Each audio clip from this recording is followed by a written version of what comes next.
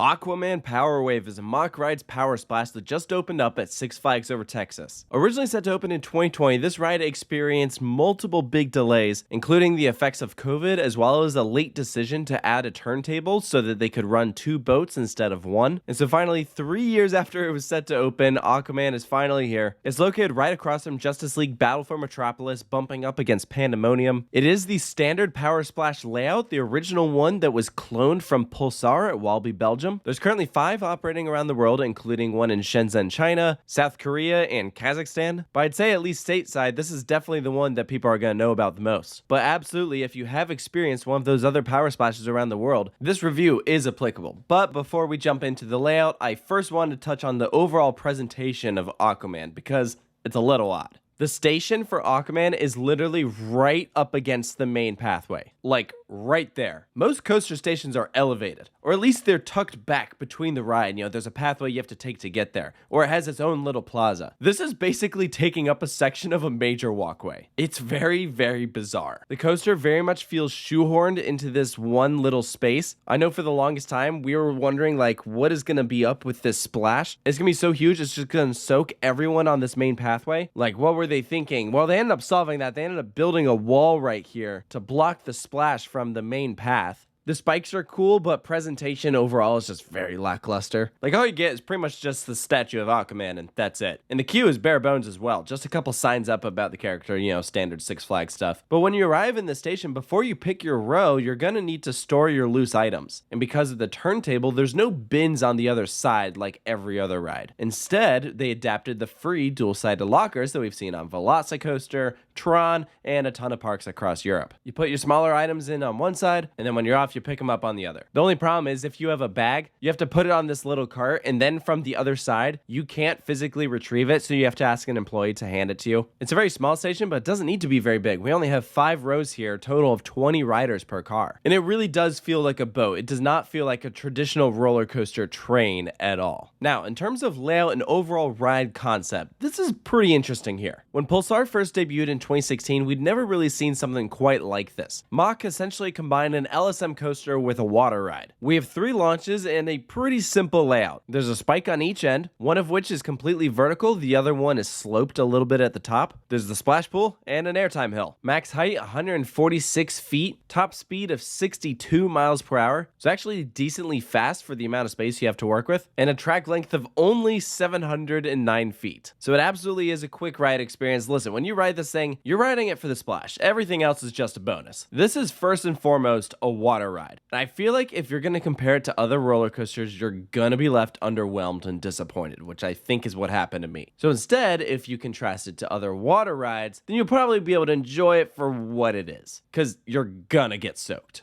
Now, depending on how full your boat is and where you sit, that will absolutely influence the soak level. At one point in time, we were the only ones on our boat and we did not get that wet. We sat towards the back in like a middle seat and we were pretty fine. I think our butts got a little wet, but like everything else was like a light spritz. If you sit in the front, I don't think that would be the case, especially if you have a full boat. Later in the day on Aquaman, we once again sat in the exact same seats, but this time every seat was full and we got a lot more wet that time. If you're sitting towards the front or on any of the end seats, be prepared for a literal wave of water. The name is very fitting here. So for that reason, this is a ride that you will probably enjoy if it's very hot out, which in Dallas, it can get pretty hot. But I think inherently, this makes this ride not very re-rideable. I don't think this is one that most people are going to want to do over and over and over again. You cool off and then you move on. I can't help but think about how if the main roller coaster section was better, I'd probably be more likely to ride it every visit. I think about Journey to Atlantis, how cool that ride is. Aquaman Power Wave is short, and most of that ride is just a slow, boring buildup. Your first launch backwards is at a very slow speed. You're literally gliding on straight track for like half that length. You barely go up that spike, you fall forwards, once again, gliding on straight track. A little hint of airtime going over the hill, but pretty much nothing. Taking this vertical spike forwards is okay, it's fine. I mean, listen, when you got Mr. Freeze in the same park, I mean, it's just not really comparable. I think going over the airtime hill backwards when you're taking the launch at full speed is fun. I did enjoy that element, and I think that this backwards spike when you're at your maximum height is cool because of this little lip. It makes it feel very different from like any other spike that you've experienced. It's an odd sensation, very brief, but it's cool, and then as you're plunging down, you know you're just about to get drenched, and then sploosh.